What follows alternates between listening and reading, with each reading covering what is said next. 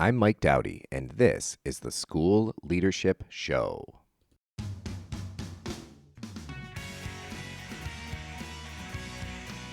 Welcome to the only podcast dedicated to helping practicing and aspiring school leaders realize their potential, advance their careers, and achieve work-life balance. The School Leadership Show brings together the greatest minds from inside and outside of education to deliver you the insights and tools you need to succeed in school leadership. This is the show we wish we had 20 years ago. This show is about you. We're here to help you become the best school leader you can be while still having a life outside of work. We all know how to implement, right? If we didn't, we probably wouldn't be successful teachers and administrators. But it's not as easy as it sounds. In this episode, I interview Karen Ward. Karen works with the National Implementation Research Network, or NIRN. She's an expert on implementation science and the research that supports it. Karen and I talk about the 5 implementation frameworks, how do they apply to education, and what they mean for school leaders, as well as pitfalls to avoid. Additional information and tools that Karen mentions in the podcast can be found at the Active Implementation Hub. So I've been harping on this for the last couple of episodes, but I really want you to send your comments, questions, and show ideas to mike@schoolleadershipshow.com. And also, it's time to put a rating into iTunes. I know it's kind of a pain, but you just go in there, fill out the rating thing, leave a comment. It's good times. Got to get the show further up in the podcast rating. So thanks for the help, and enjoy this interview with Karen Ward.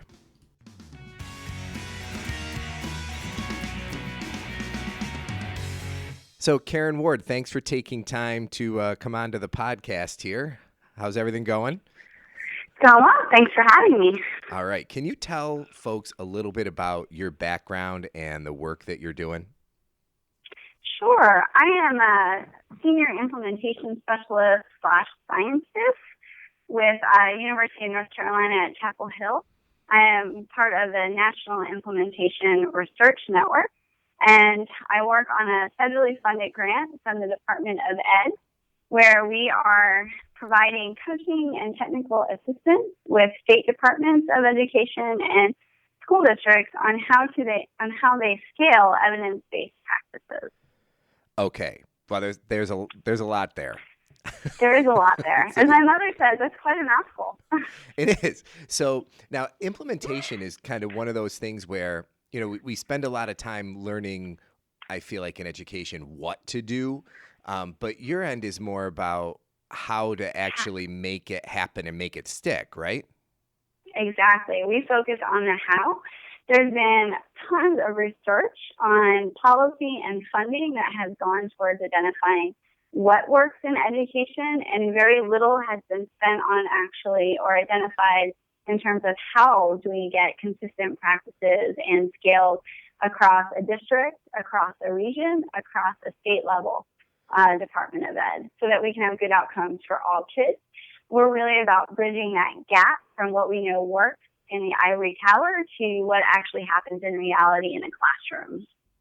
So if you're working with a district or you're working with district leaders to help them approach the implementation of some new program or method or, RTI, whatever, where do you start with them to kind of put them on the best track toward having fidelity of implementation? Yeah, that's always a good question. So where do you begin? And our answer is that you can find your way into using implementation science in a number of places. NIRN has the group that I'm with, NIRN. Some folks like to call us the Nernians to be funny. So that's N-E-R-N? No, N-I-R-N, the National. Okay. Yes, National Implementation Research Network. Okay. So we, several years ago, and that is, the co-founders of that is Dean Fixon and Karen Blase, and they and several others from NIRN did a meta-synthesis of the research literature on implementation from all different fields, not just education, but from manufacturing to public health to the child welfare sector, and really synthesize the literature down to what we call 5 active implementation frameworks. One of which is implementation teams. You have to have the who is responsible and accountable for implementation. You have to have the how, which is our implementation drivers. Those are the critical supports or activities that are needed for successful implementation. And we use improvement cycles in our use of those drivers. And then we know that implementation doesn't happen overnight and that there are key stages to implementation. And so we map on to what activities are needed into what stage of implementation in order to maximize outcomes. And then finally, our fifth framework is having the what. What is the effective practice, and is that clearly defined? So often we start with leadership on the drivers. What are those critical activities? Looking at their selection practices of staff, their hiring and recruiting. How do they use implementation informed training and coaching practices? To then, what are the organizational supports that are in place, along with what data they use for their decision making as they engage in continuous improvement cycles? Usually the drivers are what people can they bite into, and it's a good place to start in looking at how is your current infrastructure set up for implementation, and really analyzing it first. So when people are in that first step of analyzing, what does that look like from the practitioner's perspective? Yeah, so we call that's an activity that's part of the exploration. Is that first stage of implementation. And I'm sure many of us can relate to that. We love in education, as a former educator, as an educator myself, we love to make a decision and go full thread. But what we do with exploration is really step back and analyze first what's all happening in the district, what are the current initiatives, what's the level of resources that are given to them, leadership, and then help prioritizing, because you have to make space for implementation and you have to make space for new initiatives. We jokingly use the law of Sakai, not jokingly, we do live by it, the law of George Sakai, which is for every new thing that you introduce and ask a classroom teacher to do, you need to take two things off their plate. That's the approach that I try to have for clothes in my closet. That when if I bring one new thing in, I take two things out. Take two away. Now, and we should do the same for our for our classroom teachers. Now, do you find that people struggle with that? Because I feel like we never take things away. We always just keep adding and piling on, because if we're doing it before, it must be good, so we got to keep doing it. Correct. So how do you get people over that? Yeah, it's a hard activity, and to get over. And I think one is stepping back and getting on the balcony to look at the big picture of things and really analyze what's getting us outcomes and what's not. So if we've been using a reading practice, for example, a reading program for years for several years, are we really having the success with that reading program that we're hoping to? Or is that something, when we look at the outcomes, as well as not just student outcomes, but well as staff outcomes, can they use it as the program is intended? What's the level of support that it takes in order to get staff to be able to use the program as intended? Asking those types of questions as well can be a step to getting over that hurdle. We have a fun activity, at least I think it's fun, called the Initiative Inventory, and where that's completed at a district level, as well as then also given to the buildings to complete with the building leadership team. And we often find that there's inconsistency between what the building reports as current initiatives from what the district has. Sometimes we see that there are things on the district list that the buildings don't even have on their list, so then that makes us scratch our head of who's doing the work. And then there's things on the building list that the district may say, well, we haven't supported that for the past 5 years. Why is that showing up on the list? And often we find the number one area that we all struggle in implementation is effective communication. Okay, so there was a lot in there. So I know, I'm sorry. That was mouthful. No, that's good. So it's kind of like curriculum mapping for your initiatives. So you're trying to figure out what do we actually think we're doing, right? So when when you've completed that, what happens next? So the buildings have identified, the districts have identified, or the district office or whatever has identified what they think the Mm-hmm. initiatives are, and then what do you do next? How do you reconcile that? You have to prioritize. It's getting into prioritization, and then to what are we going to focus on, and then if there's mismatches, it's getting folks at the table and ensuring that there's consistent, clear communication and consensus building on what we will continue and what could potentially be tabled or stopped. And you've facilitated districts and schools all over the country, right? Mm-hmm. You know, Yeah. without naming names, can you describe kind of how that process has gone? Sure. It's a fun process. There's a lot of support of leadership, district leadership, as well as building leaders that goes into getting them ready for that. So we call that anticipatory guidance.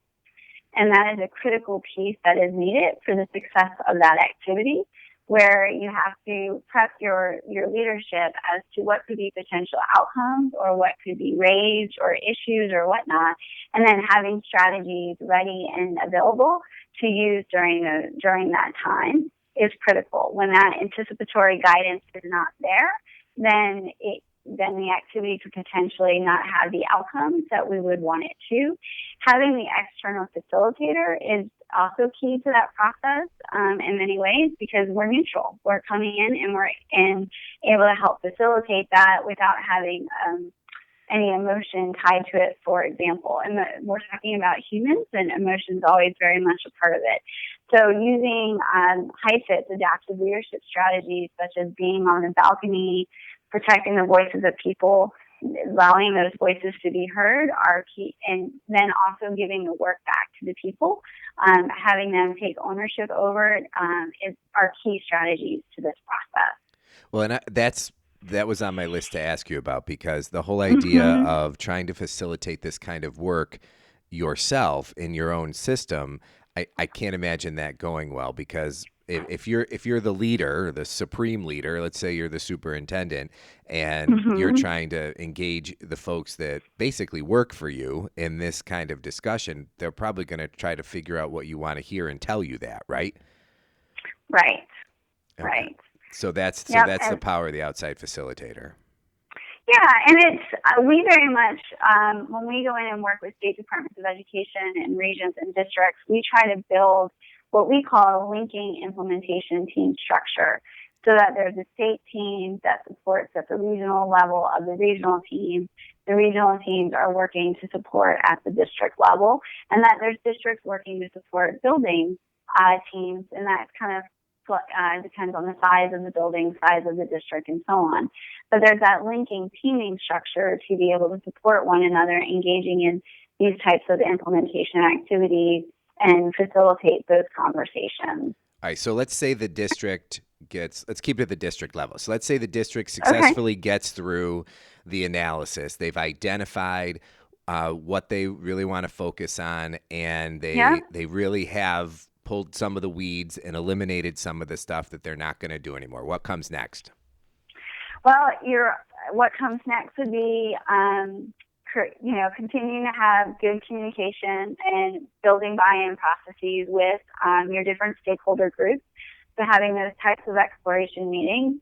At the same time that you are then, what comes next is, if you've selected a practice that you're wanting to implement, whether it's RTI or a one-to-one computing initiative, is really defining what is that, what will that look like? What is the adult behavior? What is the practitioner behavior that needs to be engaged in to the essential components of that practice? Now can I stop you right there? Can I interrupt? Yep. So, because a lot of times when we're talking about implementation, and I think rightfully so to some extent, we're always about, okay, what's it going to look like? What are the student outcomes? What, that kind of stuff. But you're talking about adult behavior early on in this process.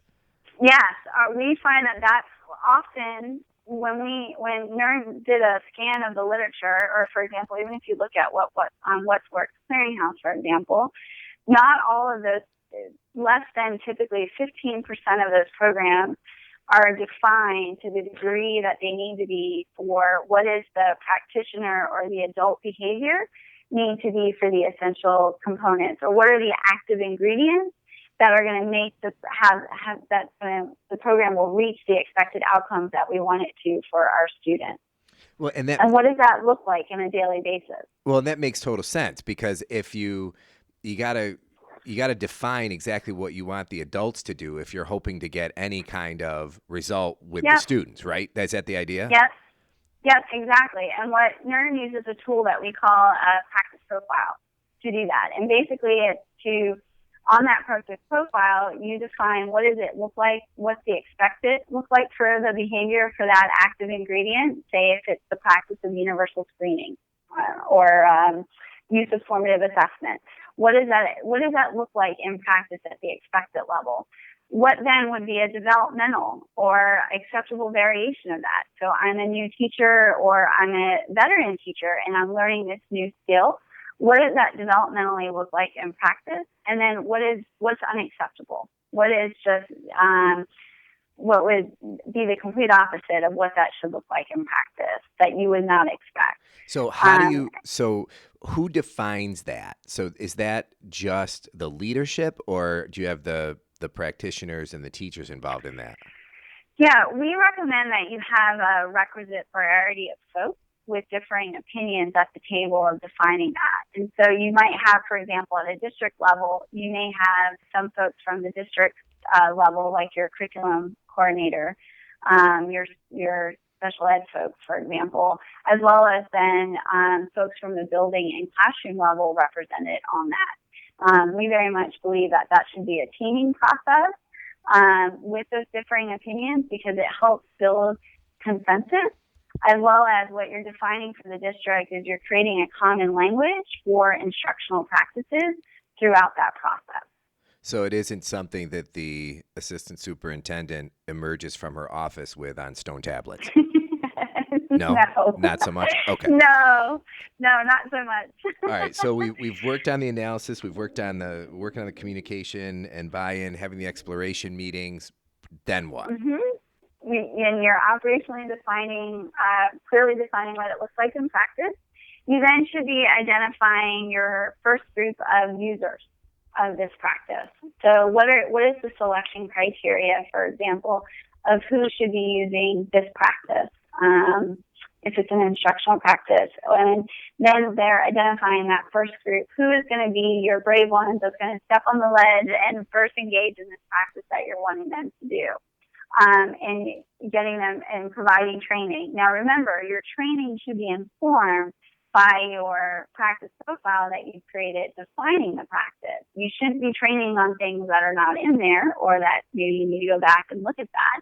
As well as you want to ensure that you are training on all of those essential components.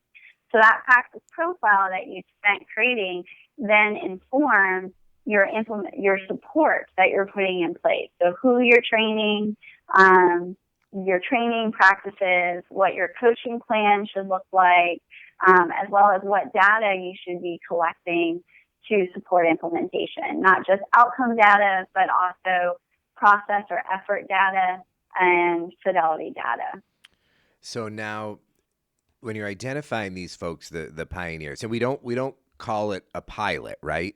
No, you're right, Mike. So you want to say a little bit more about that, because I think sometimes we love pilots. We like to hide behind pilots. Well, we're just trying it. I know. And we don't like pilots in implementation science, because pilots usually mean that that's coming with specialized funding.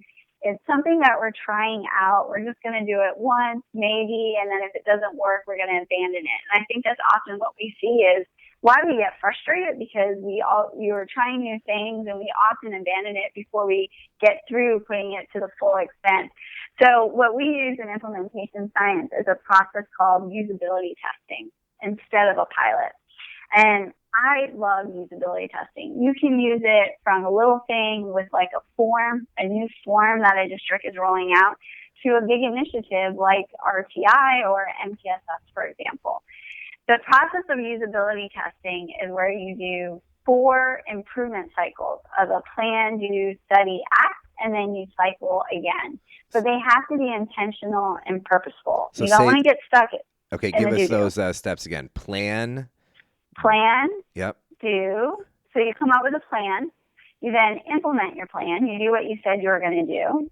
You study what worked and what didn't work, and then you act. You either make changes to what was not working, or you keep the plan as intended and you go again. So we often see folks get stuck in the plan and the do. They plan and they do, they plan and they do, and they never intentionally stop and study what worked and what didn't work, and then make changes. So in usability testing, you do one full cycle, say, for example, with a small group of 4 to 5 users. So if we're at a district, let's say I pick, we have selection criteria. We choose 4 to 5 teachers from 2 different elementary buildings, and they get training. We implement the plan. We then collect data to say, is it working? Is it not working? What changes do we need? We then go into cycle 2 with 4 to 5 more teachers.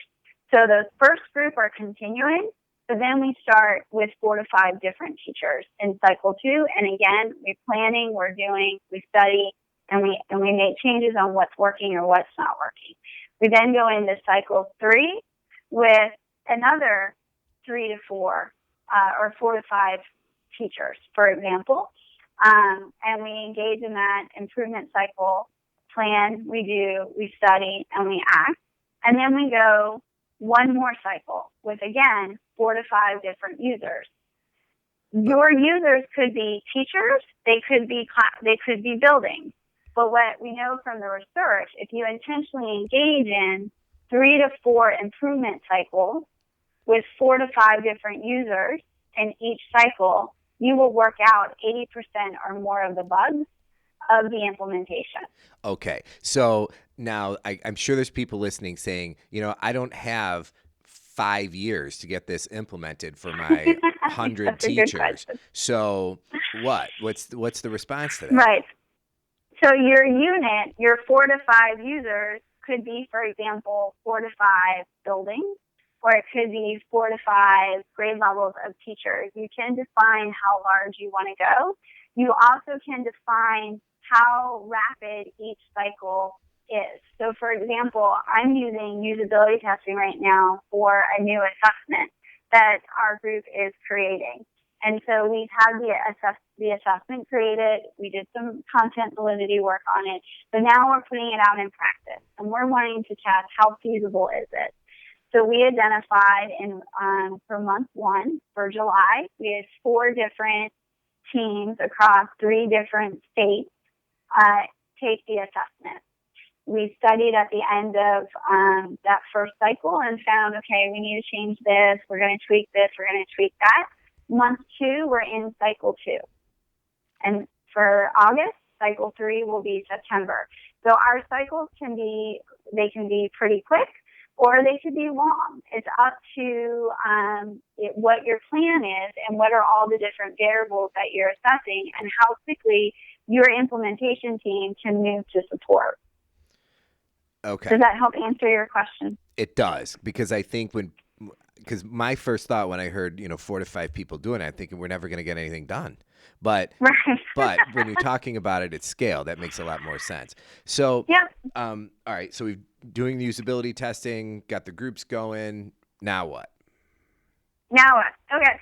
So now you as you continue your usability testing and your scaling, you're constantly analyzing what's working, what's not working, and improving upon it. So you're initiating those improvement cycles. You're continuing to expand in that way, and you refine the implementation supports that are being provided. You're refining your training. How's that working? You're refining what coaching supports that are happening. We know that teachers need feedback on their use of the practice in the classroom. Just providing training alone where they get to apply and get feedback on their application only results in a 5% use in the classroom then. So teachers need to have that job embedded feedback support on that practice. So let me go back there. So without job embedded feedback, your research or the research has found that you only get 5% implementation? Yep, you get a 5% return. Well, so I guess feedback matters, huh? Yeah, I mean, John Hattie found it in his visible learning research for students as well. Wow. So Okay. yes, for adults as well. That work is coming from Joyce and Shower's work, as well as Carl Dunn. Just this past July, released a new metasynthesis of the professional development literature, and that feedback is imperative in order to get to effective use in the classroom. Wow. All right. So, okay. So we're giving feedback. We're continuing to, look at the improving. Then what? Now, Yep. go ahead. You keep expanding. So if you start it small, you go large with what you learn until you reach the scale and the outcome that you want. We define full implementation as you're reaching 50% of your intended beneficiaries are achieving the outcomes, and practitioners are using the program with fidelity or practice. So you guys consider full implementation at least 50%? Yep. Okay. What about people who say that's not full implementation? I don't have everybody doing it. Well, if you look at some of the literature, for example, I would say then find me where it is. So if you look, for example, at positive behavior intervention supports, right? One of the mostly widespread evidence-based practice that is to scale in our country currently across the states, they still only have a 20% saturation rate about 15 years later from when it was started. Kent McIntosh just released an article this month that was looking at sustainability of PDIS, and they're at a 20% saturation rate on a national scale. So we think 50% is still a pretty high mark. Wow. So now all of this, I mean, have we gotten through the whole process? Yes. Okay. So in a nutshell. In a nutshell. So all of this makes complete sense, especially when you say it fast, Oh, I'm sorry, Mike. No, I'm just kidding. But where do people fall down? Because it makes so much sense. Why isn't everybody just doing it this way? What's the problem? I think we fall down in a couple areas. I think one is that we often skip exploration and the installation work. And we have found in our work, you can't skip it or you pay for it later. And so we see by paying for it later is it slows down implementation or the practices get abandoned. And so that's where where I've seen staff say, I'm just going to sit back and wait this out because the pendulum is going to swing again. And we don't stay the course. We don't maintain that disciplined attention. So I see that we skip exploration and often some of the critical activities that are needed in installation, such as clearly defining what is the expected behavior for use of the practice by the adult. And then I think secondly is that we don't engage in improvement cycles intentionally and purposefully. We often see we plan and we do, but we never sit back and study and make changes from that. Okay. Now, where can people go to learn more about you and your work with implementation science? Well, they can learn more about our group, the National Implementation Research Network, if they Google NIRN, just NIRN, or we have also developed a website through our grants with the Department of Ed that is an online learning platform for implementation. So where does the team get started? That website is called the Active Implementation Hub. So if they just Google Active Implementation Hub, they'll find our website. And on there it's all free, it's open access, and it's modules, which are about 30 to 45 minutes in length that provides background and overview and information on the different active implementation frameworks. And there are video vignettes and examples from states and school districts and regions, as well as activities that teams can use to complete and guide their work. And then we also have lessons. The lessons are shorter, They're about 5 to 10 minutes in length, and they're usually around a specific tool that we have. So, for example, I talked about the initiative inventory. We also have our hexagon tool, which helps guide a team in the selection process of what variables do they need to be considering from an implementation perspective when they're choosing a new initiative or an evidence-based practice to implement, as well as some of our other tools like our training plan templates and our coaching service delivery plans. There's a number of tools that we have available to help guide districts and regions and states through this work. So the National Implementation Research Network and Active Implementation Hub, those are the two places. Yep. Okay. Karen, Yep. I want to be sensitive to your time. That's the fastest 30 minutes I've spent in a long time. That was fantastic. I'm sorry. No, it's great information. And I think and like we talked at the beginning, it's something that we all think everybody knows, but there are best practices around how to implement whatever initiative you're trying to implement. So are you on social media? Do folks follow you on the Twitter or anything? Okay. I myself have not gotten into tweeting quite yet. I guess I'm behind the times. I'm an old person, I guess. But we do have our group, NERN, as well as the TA grant that I serve on, the State Implementation and Scaling Up Grant of Evidence-Based Practices. That's another mouthful to say. We are on Twitter as well as Facebook and a couple other media outlets that they can follow. Okay, so they'll find those if folks go to the National Implementation Research Network, that it'll guide them all through that. All right. Yes. Karen, thank you so much for taking time You're to talk welcome, with me. Mike. I know this one is going to get crazy downloads because I hope so. People think this is stuff that people think they know, but there's a lot more behind it, and I think so. I've certainly benefited from your work, and I appreciate your time today. Thank you, Mike.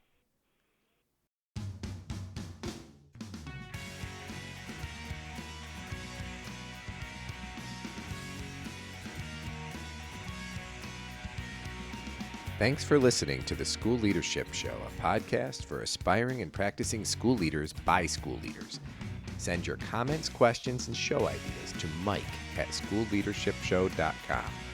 And now it's time to rate the podcast in iTunes and leave a comment. No, really, it's time to do it. So when you're done here, go right to iTunes, rate the podcast, leave a comment. Thanks.